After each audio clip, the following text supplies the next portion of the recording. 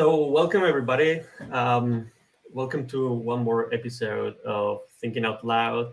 Today, I would love to invite Michael Davis to talk to me. So, Michael um, has been the one that made the first proposal to talk about publish and subscribe, and he works for Solas.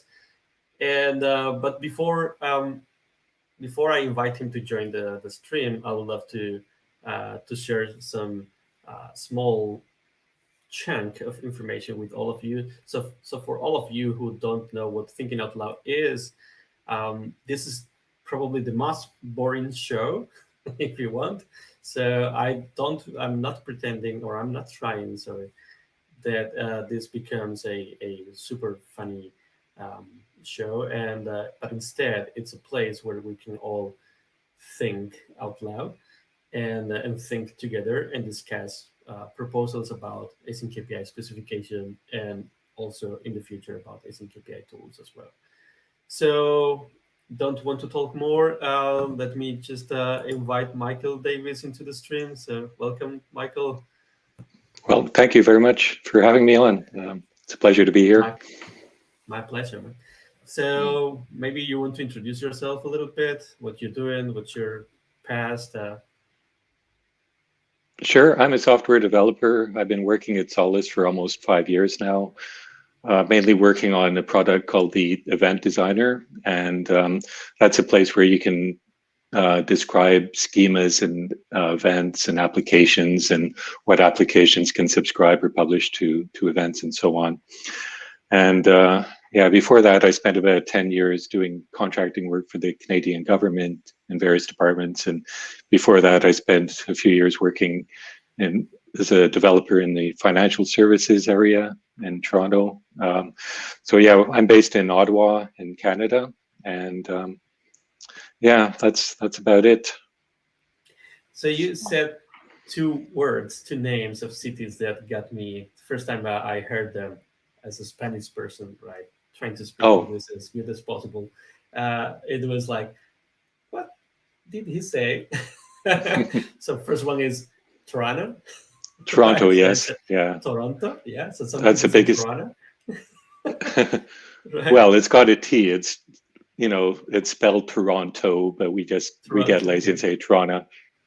Nice, I love it. And The other one, which got me it was insane for me.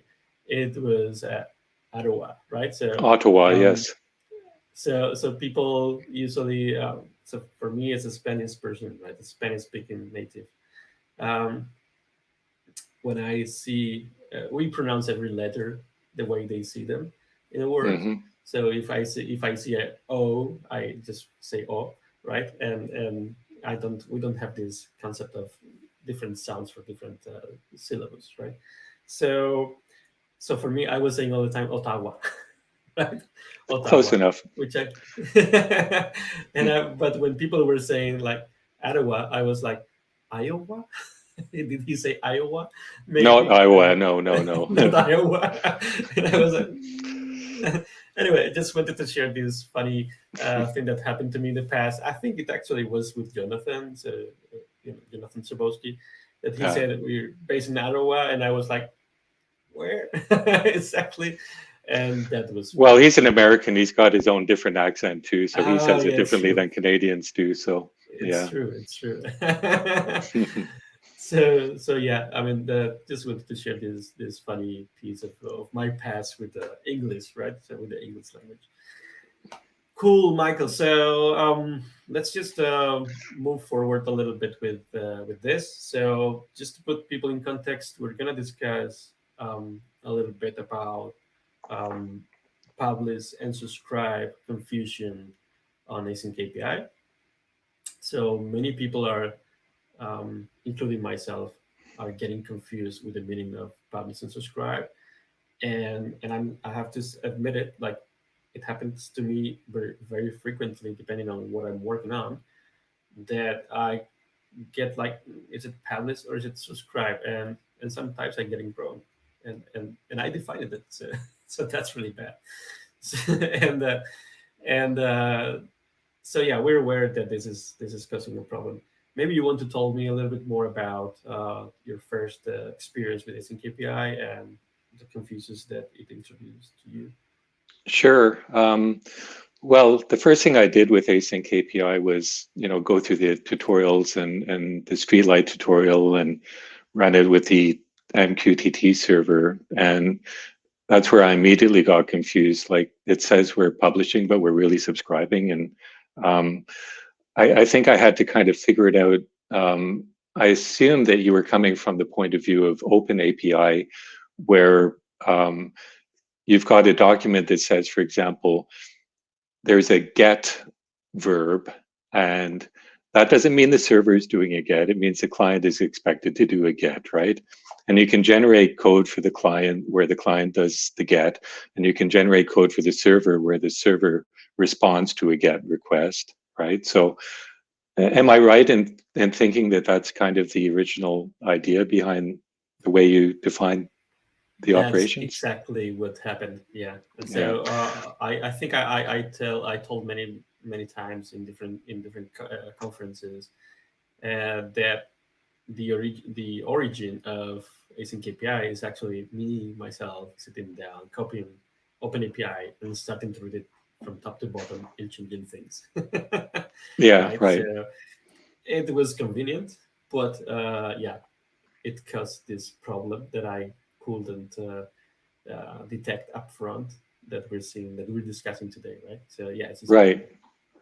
And so when we started working with it in Solus, where we, have an application that subscribes to something, we generate the code and the async or we generate the async API file from that definition.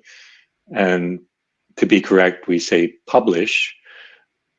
Almost everybody that looks at it says, you're doing it backwards. You've got it wrong. And we have to explain to everybody why that is, right? So that's it's kind of a sore spot all around. So that's why we came up with the idea to add this view parameter where we can say, well, why don't we have a way to put something in the file to say that we're looking at it from the opposite point of view, right? So that when we say an application is subscribing, then the application really is subscribing.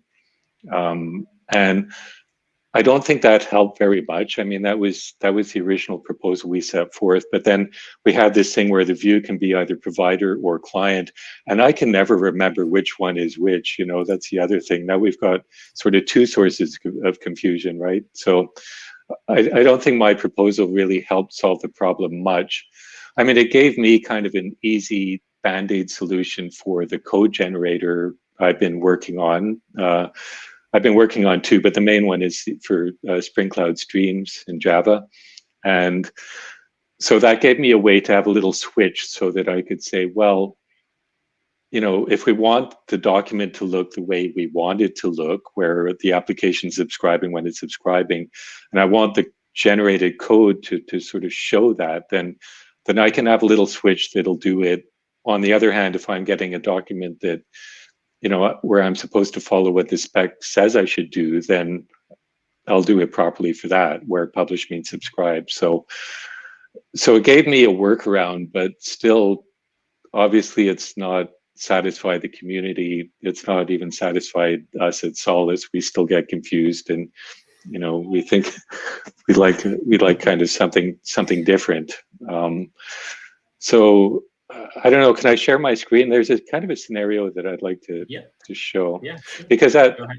I mean, we can talk about that, but there's also another thing that we can talk about kind of at the same time, which is the idea of, do we want an async API document to describe like this entire system with all the events flowing through it and all the Mhm. channels, or do we want to make it specific to one application, or as Lorna called it, one node or one actor even, or whatever.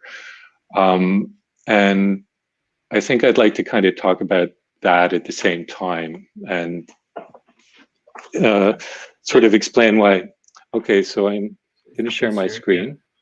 Just in the meantime, while you share your screen, I would like to disagree with you on something that you said. You said that it didn't, your proposal didn't really went farther, and didn't contribute so much. I don't know if these were the words you used, but more or less like this. Um, I have to disagree with that. I think your proposal, just by starting the conversation, it's actually doing a lot. So no, everybody was complaining at that point, but nobody was taking the lead here and said, "Hey, here's a proposal." Maybe it doesn't work like what you said. Like I made a proposal, but it's really not good, or not enough for us, and not for the community as well. But you start, right. You started the discussion, and if Okay. nobody starts the discussion, the problem never gets solved. So Right. so thanks for starting the discussion in the first place. Okay, thanks. I have to try and figure out how to do this. I'm having trouble getting the You may call IT. Chrome has lost permission to capture your screen. Permissions. We should have set that up before, right? Let me try one more time. It's telling me I have to go into my preferences in the Mac and change permissions, but it's not clear how to do that. Oh, here.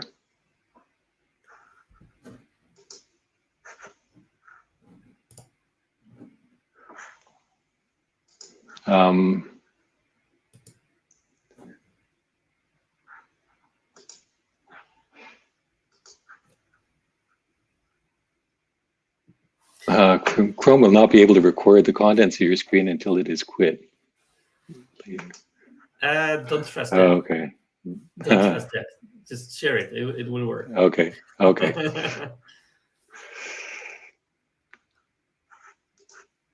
Okay. Let me try this again.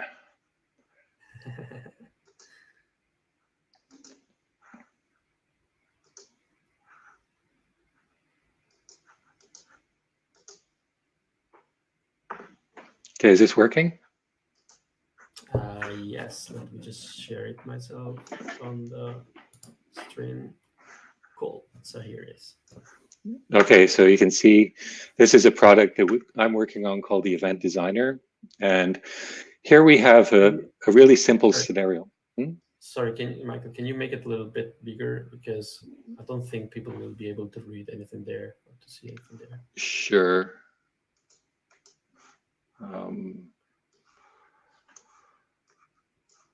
Thanks. Is that better? I'm not able to read it myself, but but yeah, I mean, if it's something that we should be reading, like the labels, then yes. Otherwise, you can leave it as it is. Okay, well, maybe if I sort of scrunch things down a little bit, so I can sort of zoom in even. A great feature. This will be a great feature for the designer, like fit into view, right? Yeah, exactly. Yeah. That will be super cool. Okay, so the idea here is like an IoT application where you've got this temperature sensor that's sending temperature readings, and then this data collector that's collecting that data. And if the temperature somewhere is like way too big, then it can send this alarm to this emergency responder, and the emergency responder, might send an SMS message to a person who will go and, fix the problem, right? Mm-hmm. So good so far? Yep. So, I mean, the way that we design things, for example, is that we have an event that describes the temperature reading, and it's got a topic. This is probably too small to read too. Yeah, exactly. Yeah, perfect. Thank you. Yeah, so an event in our world has a topic, and this topic has this variable for the sensor ID. And it describes the content too, like the payload. In this case, it's just simply a number. Whereas if we go back to See, I've made this so big it's kind of unmanageable for me. And then the data collector is an application that it's subscribing to something and it's publishing to something, right?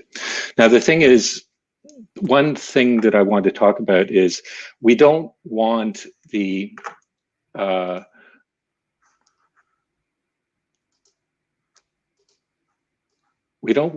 temperature sensor to need to know anything about these alarms, right? Mm-hmm. Do you understand what I mean? It's like, Yeah. so this application, the data collector, knows about the temperature sensor and it knows about the alarm and the emergency responder. But we don't want this to need to know about that. We don't want this sensor to know about the emergency responder. The emergency responder doesn't need to know anything about temperature readings. All it cares about are alarms.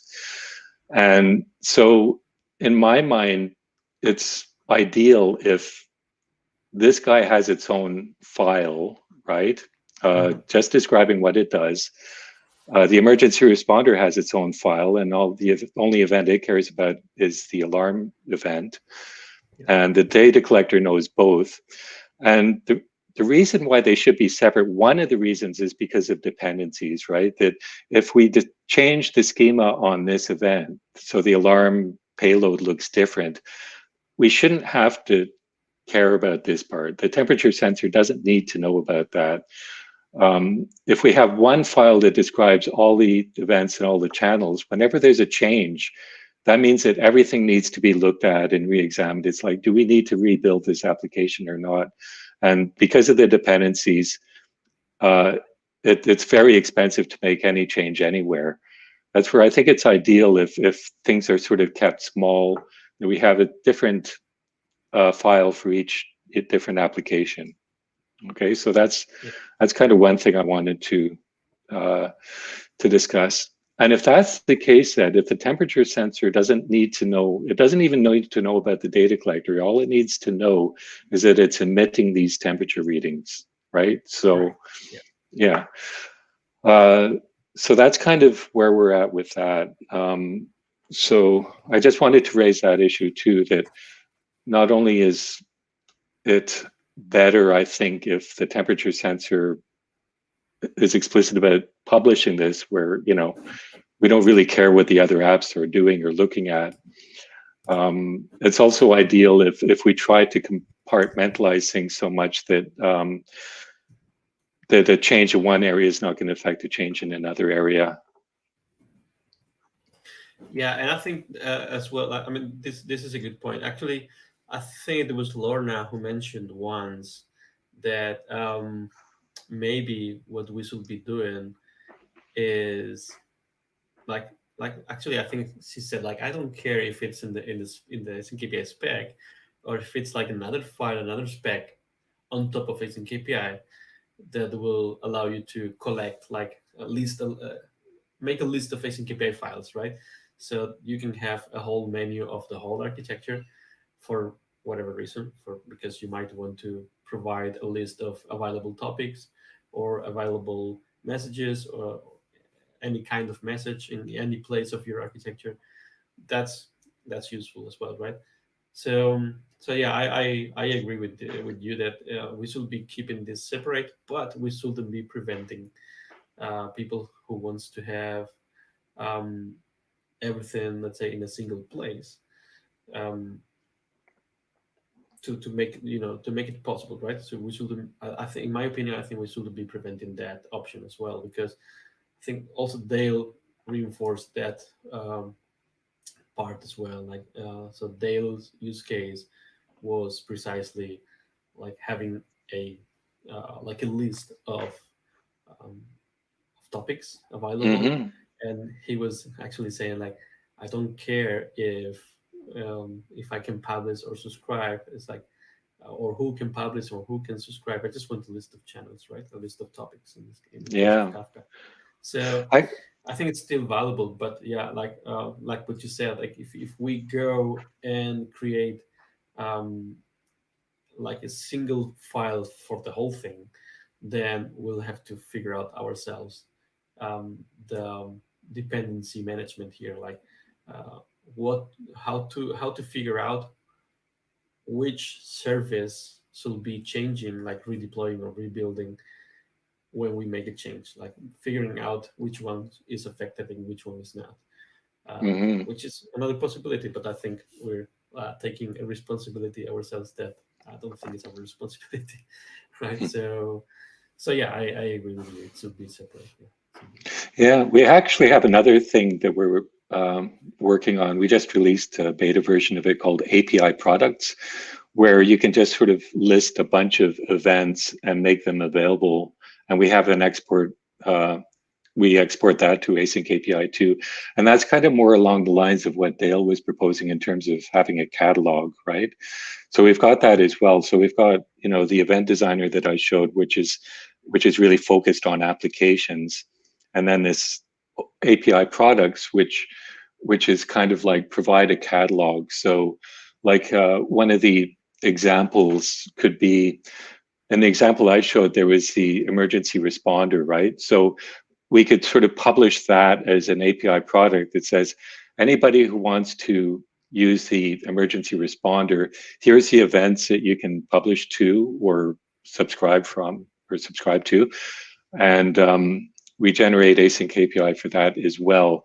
So that gives a whole other perspective. And that sort of, I mean, it's nice that the specification is flexible enough to support these different use cases, right? Either I want to generate code for an application, or I want to provide a catalog of all the events and all the topics in our system.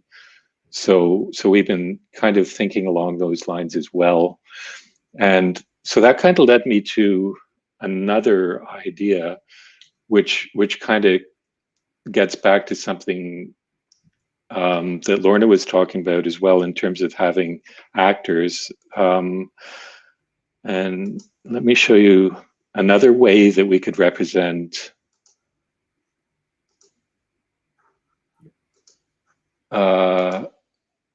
this particular scenario. So what I did was I exported the async API. You have to make the Oh yeah, text yeah. larger. How's that? Is that readable? I think so. Yeah, it should be. Yeah. Okay. So like for example, the temperature sensor itself, the async API looks like this. So it says subscribe, even though it's publishing. This is going along with the official spec, right? So this is the way that we're exporting that application now. But in our API products thing, we can say, well,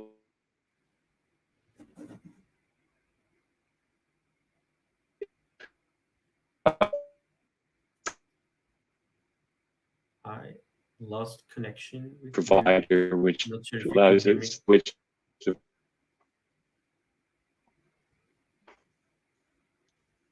I can hear you.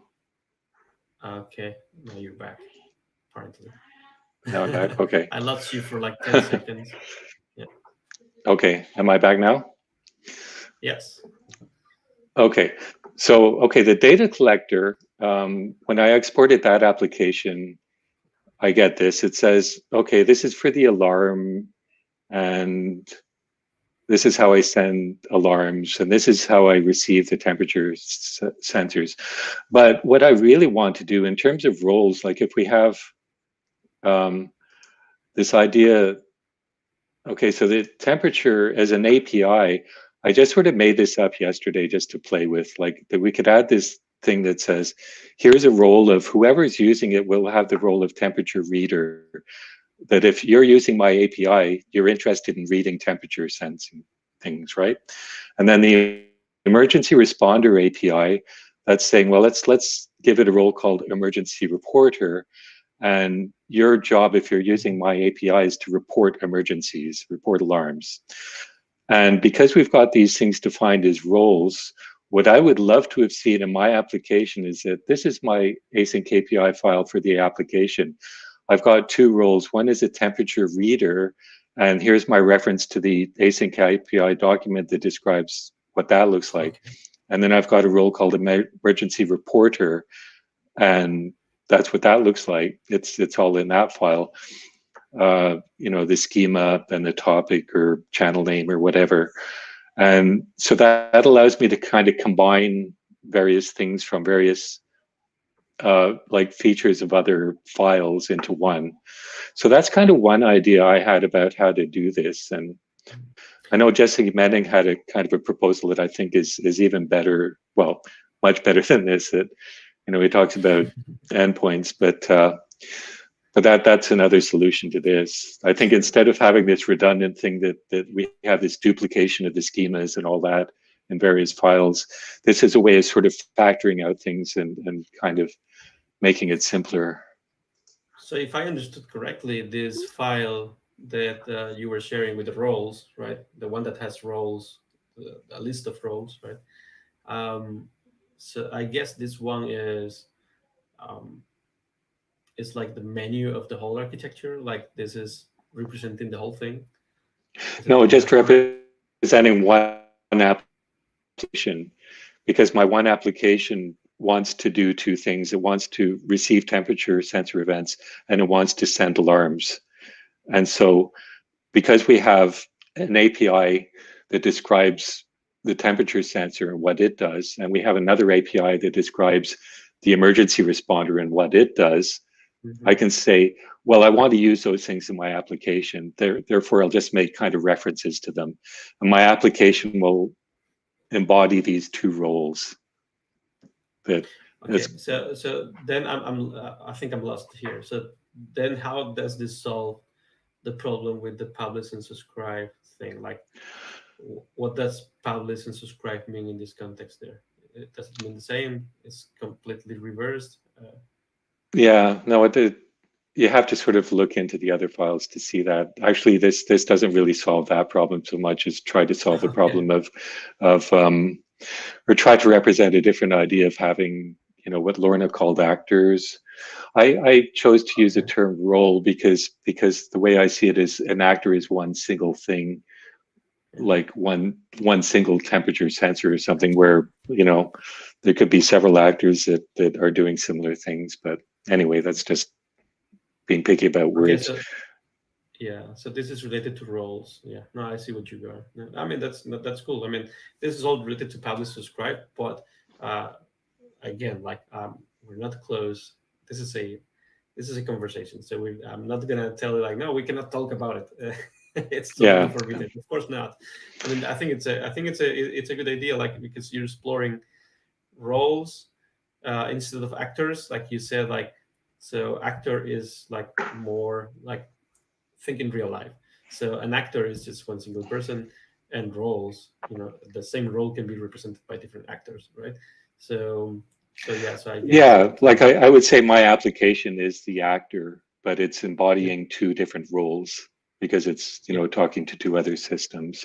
And in terms of like if we tie this back to the view problem or the perspective problem, let me just bring this back up.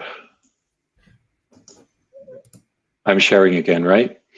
Yes. So the temperature IoT file, for example, yeah, well, it still leaves the problem that we want this one. Yeah, see, when I pull that in as a role that says what you're doing, if you're embodying this role, is you're subscribing to this. And, Hmm. I'm kind of getting away with this by using the view thing that I was proposing initially. And we still haven't really figured this out. But when I have my application the way I kind of like it to look, where I've got these roles, then if you drill down into the next part, then it will tell you whether I'm subscribing or publishing. And maybe what we need to do here is, saying something like that, uh, or receive events or whatever, right? Actually, this would be receive. Um, so it's kind of, but I thought like this would be implicit in the role. We shouldn't have to explicitly say that here because the role of a reader is to read, Yeah, and that kind of implies subscribe. Um, yeah. so I know, but yeah, the thing with this is that it is implicit for us, for humans, but not for machines, right? Because this temperature reader can actually have any name, right? It's not just so this, you know what I mean. So yeah, it's not no, following that's a why I formal wasn't trying to design. say that the name implied it, but just that it would be specified in the document itself, and we give it a role name that would be a hint to a human, that this is what it does. But of course, whether it Yeah. publishes or subscribes would be in the document explicitly, machine readable for sure.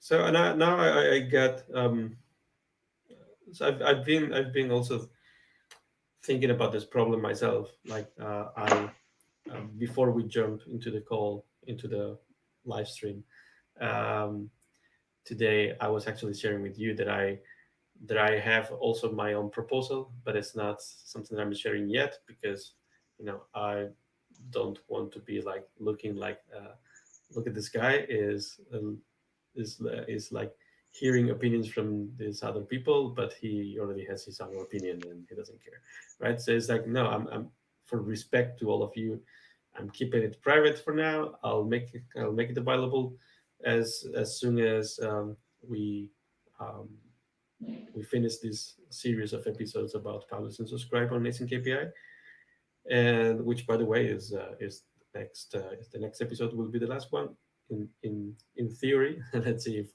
if no more proposals appear in the next 2 weeks, and and so yeah. So something that I've been thinking about as well is when you have an async API file, you have a section. We're focusing a lot in publish and subscribe because that's the problem, right? Problem at hand here right now. But I see another problem implicit with this, which is, and I want to know your opinion, which is we have a problem with channel reutilization, which is we have publish and subscribe inside the channel definition. So if we want to extract this to another file and reference it from the publisher and from the subscriber, um, then we got a problem because um, channel definition says publish or subscribe, one of them, right? But depending on who is referencing the channel, might want to publish or might want to subscribe. So it makes the channel um, not reusable at all, right? So that's a problem, right? And I think this is something that we need to solve. That's a related problem to publish and subscribe that we need to solve, right? And also I've been having another thought, which is servers. So servers section, which seems innocent here in this whole problem, I don't think it is. And um, and I'm going to explain myself. So when you're working with brokers, um, your application is a client, right? It's a client. It's a Kafka client. It's a MQTT client. It's a client. It's not a server. The server is the broker, right? So your application is a client. But when you're working with, let's say, a WebSocket API, and you are the developer of the API, like say, for instance, we have Slack, right, as an example. So you are Slack, then your application is not a client, your application is a server, and you have clients, right? And everything is defined in the same place, in the servers section, right? So there's no way to differentiate which one is a server that I'm exposing myself, my application is exposing itself, or which server is actually a remote server, a broker or something, right? So I am a client, I'm not a server, right? So I think it's also related to the problem of publish and subscribe. And so these two things, like channel reusing channels and the servers this mix of servers and brokers in the same section. I would love to know your opinion about that. Like, what do you think is um, could be a, I don't know, potential solution, or what do you think about that in general? If you have no thoughts about it, that's also fine. Okay. No, I do have I'm thoughts asking about you it. from the first. Okay. First of all, I totally agree that the channels should not have the operations inside them. It'd be nice if channels just simply had messages describing the payloads and the channel names, that kind of map to topics in some systems. Um, yeah, I agree with that. I think there should be another place where we say that um, an application subscribes to a channel or publishes to a channel, or like in the case there's the other case of request response too, which also has to be dealt with, where we even need something else to somehow say you send requests on this channel and receive the response on that channel. That's Yep. still a gap that we need to think about. In terms of servers, um, this is probably a bit controversial, and you may hate me for saying this, but I don't think there should be details about servers in these documents, because to me, it's kind of a security risk for one thing. Like, you don't want to expose connection information. Also, like, as you're working with one of these applications, or a document, and it's going through various periods of being developed and then tested and then put in staging, put in production, the server address is probably going to change, every time, right? And so I Mhm. think that server connection information should be external to the document. There may be other things related to bindings that might be useful to keep in, that describe certain, I don't know, quality of service things or something like that. I'm not sure about that. There could be certain server specific things that are useful for the application to know, that may be consistent through all the different environments that an application is running in. That are the same no matter which broker, which server it connects to. Um, I guess the other thing that kind of makes it interesting, if you're looking at something like Kafka or Solus or MQTT, the of course the application needs to connect to a server, but in terms of describing the events flowing through the system, the server is just simply plumbing, right? You're only really caring about an application on one end talking to an application on another end. Something's publishing, something's subscribing, or something's doing a request and something's receiving the request. So how valuable is that information? Like we've so far not really used the server section hardly at all. Like, we don't touch it when we're exporting events. For our new API products thing, we do allow you to put in a server name and a port, and there, again, I believe that has limited value because the server name and the port are going to change depending on where you're running it anyway. So you're going to discard that information anyway. So um, yeah, those are my thoughts. So yeah, no, I appreciate that. So I'm not gonna hate you for that thought. So Good. so I think it's actually, so you get me curious with this part of like, it can be a security problem first of all, and I should be mentioning that you probably will be biased by your use case. You're working with brokers all the time, so but that's not the only use case on Async API. So there's also this, like I said, like WebSocket server, for instance. Mm. So in the case of a WebSocket server that is going to be public, like Slack API, for instance, I think it's important to know where you have to connect to, right? otherwise, otherwise you don't know how to start consuming events, right, or publishing events. So and the URL is fixed, right, because it's a public URL. or might be fixed. It might be templated, right? So for instance, what you were saying, like the URL might change because the port might change. That's fine. That's why we're using template. Um, what was the name? URI templates on the Hmm. URL. So you can define those chunks, right? Like this is a port and can change at any time. This is your user ID, which is auto generated, or whatever, right? Or this is a random ID that we generate every time, whatever, right? I do think that in the case of Solas, from the event designer perspective, it doesn't have much value. I agree with that. I mean, how can I disagree, right? Like, if it didn't find value, it's because it doesn't have value at all, right? But but yeah, like we should be always considering, like, not everybody is working with brokers, and not everybody is working on private environments. So some URLs will be public and fixed most of the times as well, right?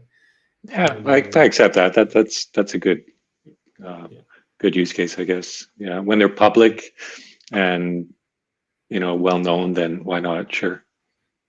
yes. And for instance, another use case of using brokers, for instance, is not very common yet, but we're seeing something in these lines, and it's companies exposing their brokers to the public. So their broker URL to the public, so you can connect using a username and password. Usually, the username is an API key that they generate for you, and you have it on your dashboard. And the password, you leave it empty, and that's how they know if you are who you're saying you are, or like, that's how you authenticate, right? And um, and then you start consuming events like in MQTT, or like, especially for IoT, I've seen a bunch of them. And for receiving, for instance, updates of, like, what was the name of this, like, the value of the currencies, like ticks, I think it's Yeah, called exchange ticks, rates. right? Yeah, yeah. Yes, exchange rates, yes. So receiving this in real time as well. Um, this this is you connecting directly to the broker and receiving information, and the URL then therefore is, it's stable, it's public, and it's always the same, right? um, you may only have things in the URL that might change. Like, you probably have to connect to a URL that is your username dot theproduct.com, right? So so yeah, things like this. But yeah, no, I think it's and I never thought about it. I mean, I never thought that from the perspective of the event designer, he will never find value of the server section. uh, yeah, that's actually interesting. So Yeah, well, we are starting to see, just like you say, there are organizations that are starting to expose their data publicly, through mhm.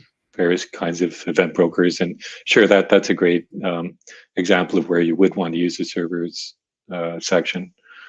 So, So I have another question that is, like, it's bugging me all the time, and it's actually kind of related to request response as well. But so do you think that a message belongs to a channel, or let's say it another way? Like, do you think that a channel should have a fixed set of messages that can eventually flow there?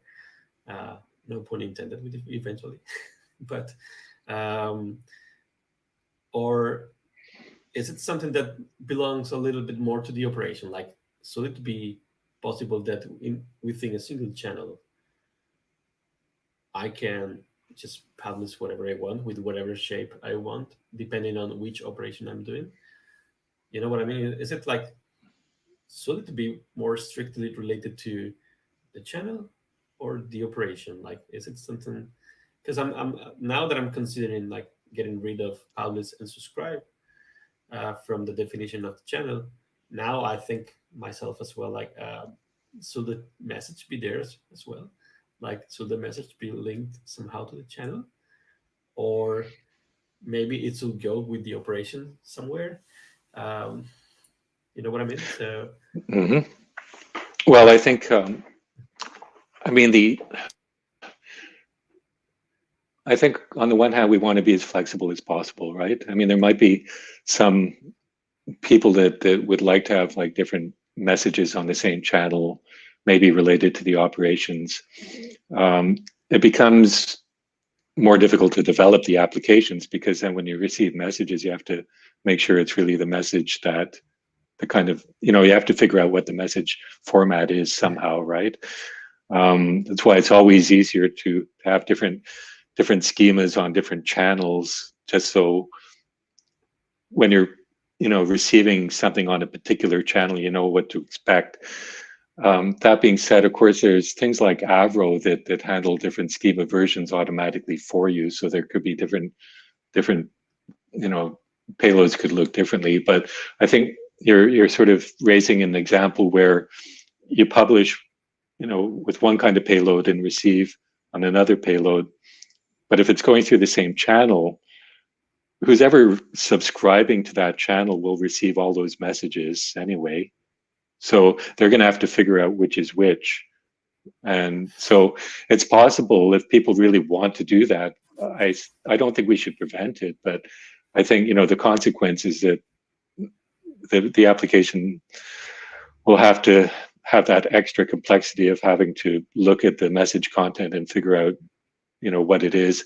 Maybe it could be easily done in message headers, where the header could mhm. have the name of the schema or something, so that you don't even have to deserialize it unless you want it. You could just discard it if it's not the kind of message you want. But to me, it adds that level of complexity and brittleness. And I think from the point of view of developing applications, um, it'd be harder to get it right. But in terms of the specification, I think we should be flexible enough to allow that.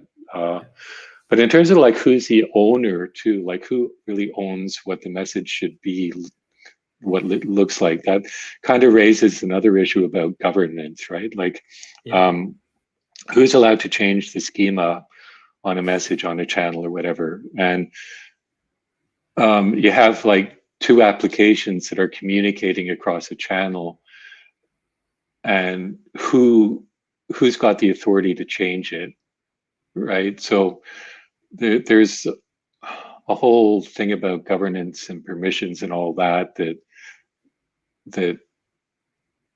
I'm not sure if Yeah. it's missing from the spec, or I haven't really thought about It is. that problem Yeah. yet. But Yeah, it is missing from the spec. It is actually that. Uh, so some people tell me like it's a responsibility of the producer, right, of the publisher.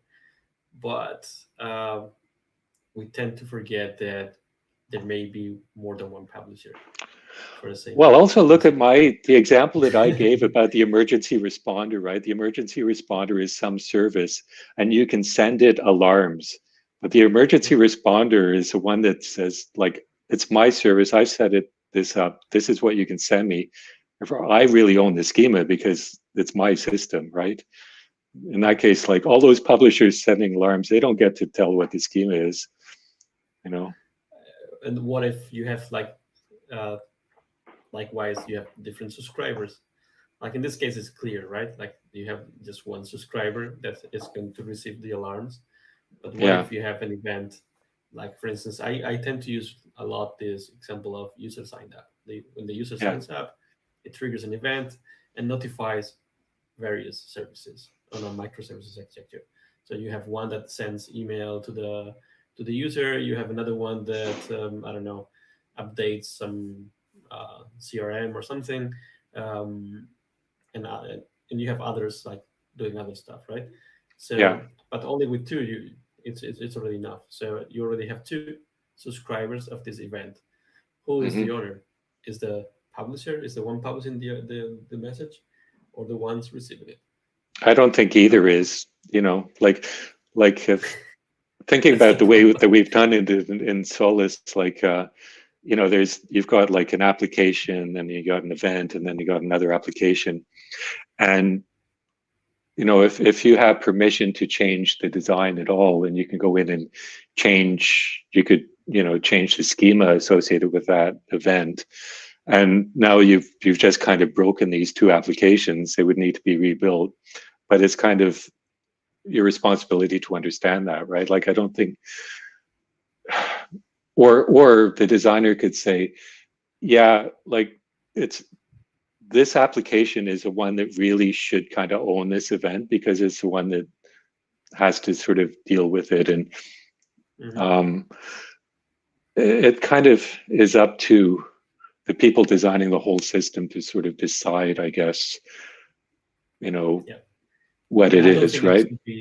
I don't think it should be tied to services or to applications, but to people, right? So who's the owner is actually someone, right? Or a team or a department or whatever, but it's actually people, not services, not code, not applications, right? Because Yeah. uh, like there's another use case where you have like many to many communication, which is imagine that you have a website for your product, but you also have your mobile application for your product, right? And these two are using different servers. You're using this backend for front end approach, for instance, and uh, and each of them are sending messages that a user just signed up, one from the mobile application and one from the browser, sending a message to the broker. So you have two producers of the same event, and then you might have all these microservices receiving it. So you might have two, three, 1,000. I don't care. So so you have many to many there effectively, right? So when people tell me like it will be the producer, it's like, but who is Which the producer? producer? Yeah. Which producer? And why? Like, or in your case, like if you're receiving alarms and you are the owner of this, I mean, it will make more sense that the subscriber in this case is the owner, right, of the event. But so yeah, so I think it's actually it will be people, yeah. And this is so my question related to the to uh, the message being tied to the channel or to the operation was also coming because there are certain protocols, if I'm not mistaken, I think nats allow you to do allow you to use like a certain channel, a certain topic for request and for response, right? So you can do request and response in the same topic, and you're not going to receive the two messages. So it is not like so that the protocol itself will handle this for you. So if you send a request, you're going to receive a response on the same topic. And but when you send the response, sorry, when you send the request, you're not going to receive your own request. Hmm. So the protocol is smart enough to know that you are the publisher. I'm not going to send you the your own event, right? So Right. I'm going to omit it, right? So even though you're subscribed to the topic, but I'm not going to send this event to you because you are the one publishing it. So so that's an example. Actually, I think AMQP1 also has this capability that you can I think it's with the header. You can say that don't please don't tell me don't send me my own message, right? Right. I know it's there because I published it. So so then it effectively make it makes the channels bidirectional, right? Like for now, they have been like still bidirectional. You can publish and subscribe, but if you do both, if you publish and subscribe into the same channel, when you publish, you're gonna receive your own message, right? And that's a concern for some protocols, right? And for some type of architectures. And but but some protocols are avoiding you to have this problem. So then it's like one channel is like effectively two separate channels, one in one direction and one in the other, right? So Mm. and like two pipes, right? So so then I was like, so the channel and on async API, the channel definition know about it, like which kind of channel is it? Like is it like um Is it is it bidirectional or not? it's a bidirectional. Mm. I don't like to call it bidirectional, even though I did before. Well, but yeah. Yeah, because that's not really, it that's was not exactly really, it. yeah, it's like two in one, right? It's like two channels in one in the end, or it's direction aware, right? So the channel is aware of the direction of if you're sending the message or you're receiving it, which is really weird because yeah, the direction is only Yeah, going it's, yeah, from exactly. The close to direction the doesn't make sense. perspective. Yeah. To be more precise, So we're just going to say, the broker is smart enough to not send messages to the client that sent it. That's really all you can say, right? yes, exactly.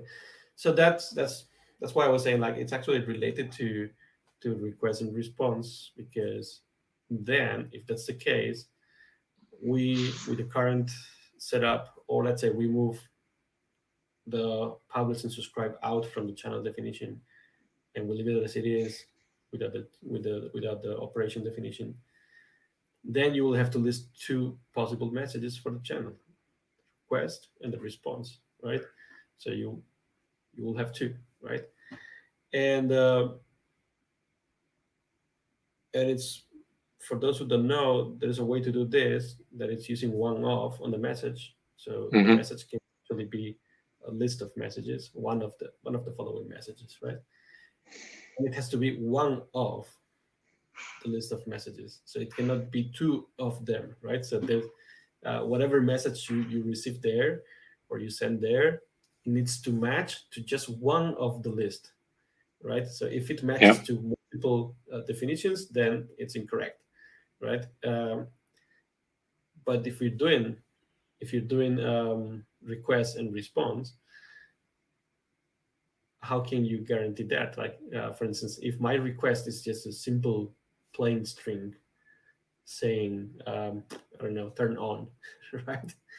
And my response is, okay, like I don't know, like okay, turn on. Then both Hmm. of them are strings, and both of them are gonna be matching the message definition. So one of cannot be used there, right? Hmm. So, and there, and that's why I was asking, like, do you think it makes sense that maybe it should be possible to define the message tied to the operation? Like for this operation, for the request operation, you have this message, and for the response operation, or not operation, but yeah, calling response an operation is also weird. But so for the request, you have this message, and for the response, you have this other message, even though they are happening both in the same channel. Yeah. Yeah, that's the real edge case, right? Because that only Is really it? applies to the kind of, I think so. I think so because what we're saying is that when we send a message on this channel, we want this message format. When we receive it, we expect only this other thing. But both are on the channel. Like if you're just looking from the outside, seeing the messages flowing through, you see both of them. Um, I mean, I think that particular scenario could easily be worked around if instead of just saying this is just simply a string, just you know make it a small JSON object or something, just so that you have something to make it look different, right? Yeah, Um, but I mean, we should not be uh, forcing people to change their payloads, right? It's the other way around. yeah, Like Async Api should be adapting to existing payloads because, I mean, this but messaging but system might be existing for years, right? Are we I gonna mean, force and them you're to? yeah, fair enough. But in your example, they're following the same format anyway. They're just a string, right? So it's just kind of what's the difference? There's really no difference. So why don't they just share the same schema that just says it's just a string? Like why do you need two different messages? Yeah, as well. Yeah, exactly. No, that's a good point. You don't need two messages. That's right, because it's actually the same definition. So yeah, so probably, yeah. I was thinking that maybe. Um, no, you're right. Completely right. Yeah, in this case, that makes sense. It was a bad example from my side. Well, I mean, we could change the example and say, yeah, you send a string and then receive just a number where the number is just a status code, like zero means okay, and any other number is something went wrong, right? And now you've got two different messages that have two different payloads. So how does that change things? So you're going to say, when I'm sending, I'm only going to send the message that has a string. When I'm receiving, I expect only messages that have numbers. Yeah. Well, that I mean, you said like you can have it on a single message definition because both are strings, right? But then, for instance, to produce documentation for humans, then it is like you can send and receive. You can publish and subscribe messages to this channel following this schema. It is like they should be strings, but there may be inherent definitions, like you said, like if it starts with a zero, um, it's a code, right? If it starts with a zero, it means something, one, another thing, two, another thing, and maybe you can only publish messages starting with zero or one, and but you will only receive messages with two and three, for instance, right? hmm, Or with two, or with one, two, and three, for instance. That let's make an overlap between request and response there. In this case, it is like, um, how do you actually explain this to the user without? I mean, we of course we have these description fields, right? That people can fill in for humans, and they should, but but yeah, like how can we make it like more explicit from a machine readable perspective, right? That's why I was thinking that maybe um, it would be it would be interesting to explore. But yeah, hmm. never never mind. I mean, this I think this is a something to think about. We're approaching. Actually, we're already past time, but that's okay. Um, Before we finish, um, I'm doing something with every guest. I'm sure you have seen the previous episode with Dale. So I asked Dale to ask a question to the next guest, but he didn't know you were the next guest. So let me just put it so people can. Let's just remind you which was the question. It was I about would like runtime. to ask you a favor, and as you don't know the next guest, and so I would love if you could ask a question to the next guest, even if you don't know who they are. Well, I touched really briefly earlier on the distinction between design time versus runtime and how, and I'd love to hear what more people think about that. Like, do they see use cases for async API in a runtime sort of way? We're not really doing much with the more dynamic runtime elements of it, and I'm interested to know what is anyone else interested in taking async API more into that space. So this is the question for Yeah, the just next guest. yeah. Are you interested in using it in a runtime way? Do you think the spec would support it? Like, what could we add to the spec to make that easier? Good So question. that was Dale. What do you Okay. think about it? Well, I haven't really thought much about runtime use of Async API. Um, my first thoughts about that were uh, like there could be a use case that's similar to what Avro and schema registries do, where um, you might sort of dynamically discover like what schema you're going to expect just by, you know, fetching an async API file and looking at the schema and saying, okay, that's it. I I mean, Avro already does that. I don't know if there's much point in duplicating that kind of functionality. Um, in terms of other things, like what could change, the difference is with design time, you kind of know in advance, or you know at one particular time what the channel names are, what the schemas are, all that stuff, right? What's the advantage of doing this in runtime where you fetch or generate a file on the fly and it could be something new, something different? What are you going to do with that? Does that mean there's new channels that you haven't seen before that, you know, are you going to subscribe? What are you going to do with them? Have the schemas changed? Well, if you're running like a Java application, it's kind of too late to generate a new model file that represents that schema. So you could have something dynamic that's just a bunch of, hash tables and arrays of primitives or whatever that represent the data, but that's kind of inconvenient. So I guess, the short answer is no, I haven't really thought of a really good use case for runtime use, but I would love to hear of one. Just because I can't think of one doesn't mean they don't exist, right? So yeah, I'd love to hear more about that. I mean, the other thing I should mention is that, in Solus, we generate these documents on the fly, right? So that when you change an event, change a schema or whatever, we don't store the files, we generate them on demand. So in a sense, they're almost a bit like runtime in that they get generated on the fly on demand, but that's a bit different anyway. Yeah, it's probably that. Yeah, so the generation of the Async API file is runtime. Yeah, that's um, you're actually designing it through an interface. So Yeah, but we're not doing it like when I run my application, I'm not then doing yeah, a further runtime thing of going back and yes, fetching the file exactly. and say, what do I do with this now? Yeah, So yeah, yeah. that's a good point. So I think that uh, maybe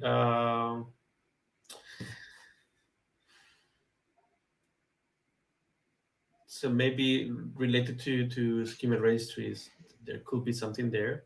Um, for sure. I'm sure that there could be some use cases there. I haven't thought about it yet as well. Like when people compare this to Avro, and it's pretty common. I wouldn't compare Async API to Avro. I will compare JSON schema to Avro because they're it's kind of like more related, right? So it's Avro is just for defining the message, right? And not the whole application or what the channels are or anything, just how the message looks like. And JSON schema could be used for the same purpose, right? So JSON schema is not for defining data; it's for defining validations, let's say, or um, yeah, like I don't recall the name they use. So it's like for defining constraints on data, right? So it's like this thing needs to be a string or an object or whatever, and it has this property, blah blah blah, right? But it also has this if then else constructs that are not possible to map into a typing system like with Avro. So Avro maps perfectly to a typing system. So and because the purpose is completely different, right? So I guess that's why it was super easy for the Kafka people to implement Avro support because yeah you can generate an Avro binary definition and embed it into the message itself. So you have the definition along with the message, and you always have an up-to-date definition of your message because it's coming along with the message. So that's cool, right? Um, but something that to think about maybe is about runtime. Now that I'm thinking about is um, maybe brokers could be providing more value on runtime, right? So brokers loading. So you could load async API files to your broker, and your broker will be smart about what the client can publish and cannot publish, and reject some messages because they're not mapped to the definition. Things like this. So probably this could be interesting. Like Mm, so the broker itself is aware of the async API definition and could provide validation, for instance. that's an interesting idea. Yeah, that's Yeah. good. I think that could be a good. I mean, we're developing, the event gateway ourselves. That it's meant to sit between clients and brokers, so that you can validate and do stuff with the message. Mm, Mainly validate it because yeah, it is not easy, or let's say it's not viable to think that every broker in the planet is going to implement Async API support, right? So instead, what we do is like, okay, let's create like a proxy. We call it gateway, but it's actually more like a proxy, and it sniffs the message content and validates it against the Async API definition. So effectively, for the client, for the user, it's like the broker is validating the message, but it's not, right? It's this piece in the middle, right? That is completely transparent. So yeah. That's a great idea because, if you have some rogue application that starts sending bad messages, it breaks a bunch of applications that are listening, right? So, Yeah. yeah, we should do Especially something like with that. public, especially with public, with public faced APIs. Hmm. Like if you spoke public, nothing prevents people from starting sending wrong messages. Maybe not on purpose. Doesn't have to be on purpose. Uh, like badly formatted or I don't know, whatever. So yeah. So that's a thought. And so now it's your time. Would love to ask you to ask a question for the next guest. Hmm. Even though I was going to say, even though you don't know who he is, but you know who he is, so you're probably I know who biased. he is, and I know what you're going to be talking about too. So, yeah, that's a tough one. That's the one thing I forgot to do to prepare is think of the question for the next guest. I Um, love it. but but I'll just say the first thing that comes to mind. I know that Jesse's going to present his proposal that introduces the concept of endpoints. So I would like to ask him um, if there is a way we can kind of merge in what I presented earlier about the idea of roles in with that, can I somehow come up with a definition of an application that says, rather than me saying, yes, I am an endpoint and this is what I do, sort of say, well, I have these roles that might involve multiple endpoints, and how can I pull those in without, you know, being redundant, I guess. So it'll probably be a challenge for Jesse because he probably doesn't really know what I'm talking about because the idea is very fuzzy in my mind too. But um, hey, But let's have fun. that's Let's, perfect. yeah.